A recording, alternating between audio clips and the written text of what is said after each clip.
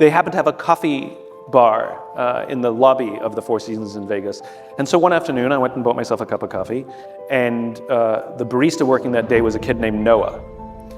Noah was funny and charming and engaging, and I spent far too long buying a cup of coffee because I just so enjoyed talking to Noah. So as is my nature, I asked Noah, do you like your job? And without skipping a beat, Noah said, I love my job. Now, in my line of work, that's significant. Like is rational. I like the people, I like the work, I get paid well, I like my job. Love is emotional, it's a higher order connection, right? Like, do you love your wife? I like her a lot, right? Clearly, it's clearly a different standard, right? Yeah. So when Noah said, I love my job, my ears perked up. This kid has an emotional connection to his work. So immediately I followed up and said, tell me specifically what the Four Seasons is doing that you would say to me you love your job. And again, without skipping a beat, Noah said, throughout the day, managers will walk past me and ask me how I'm doing, ask me if there's anything that I need to do my job better, not just my manager, any manager.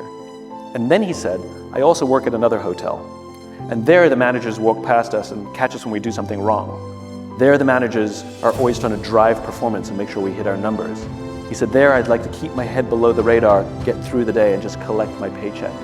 Only at the Four Seasons do I feel I can be myself.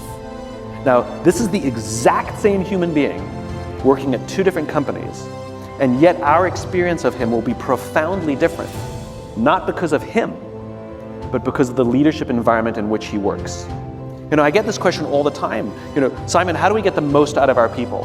People are not a towel that you wring them out to see how much you can get out of them.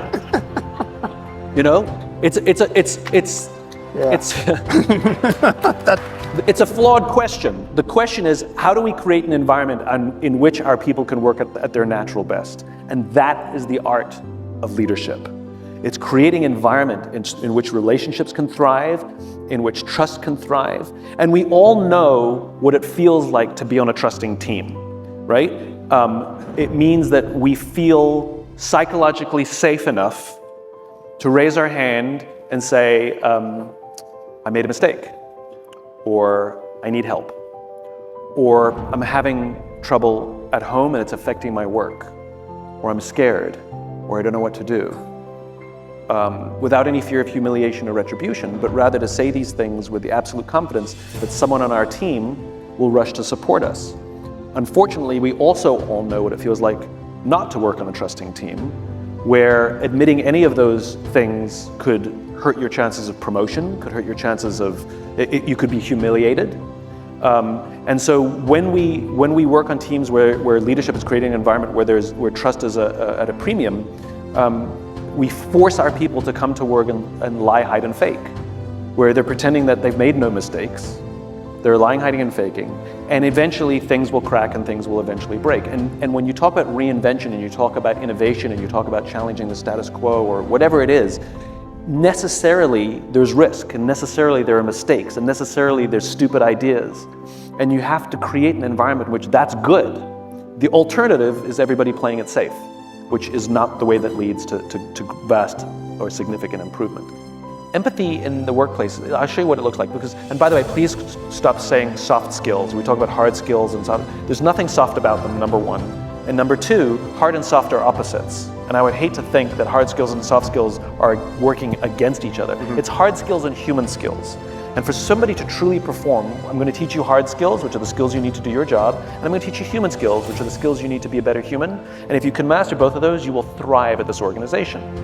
And I think that we need to double down on those human skills. So what does empathy look like in the workplace? Again, nothing soft about it, incredibly human. So the old system, prior, a non-empathetic scenario, fairly normal. You walk into someone's office and say, your numbers are down for the third quarter in a row. We've had this conversation before. If you don't pick up your numbers in the fourth quarter, I don't know what's going to happen. Right? That's a fairly normal scenario. Here's what empathy looks like. Your numbers are down for the third quarter in a row. We've talked about this before. Are you okay? What's going on? I'm worried about you. Right? And the injection of humanity in a human enterprise pays dividends.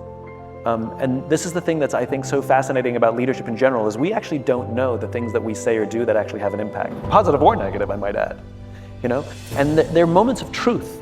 Like every single one of us has had an experience that we've done to someone or someone's done to us that we thought that was so innocuous we didn't even realize it. For example, somebody did that. Somebody asked me how I was doing. They thought nothing of it, went about their day, and 10 years later, we still carry that gratitude to that person and that loyalty.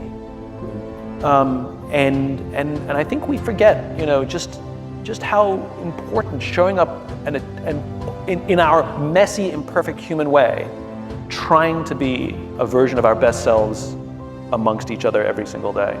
And by the way, all the talents and skills you teach at work about good leadership, the active listening, the how to have difficult conversations, all these things, every single one of those will translate back home. You'll see marriages, the quality of marriages improve. You'll see the quality of relationships between parents and their children improve because of the skills that the office is teaching them how to better, interact with clients and colleagues. It's how to interact with human beings. And so all of the companies that I know that teach these skills, the number one feedback they get is my marriage is better and my relationship with my kids is better.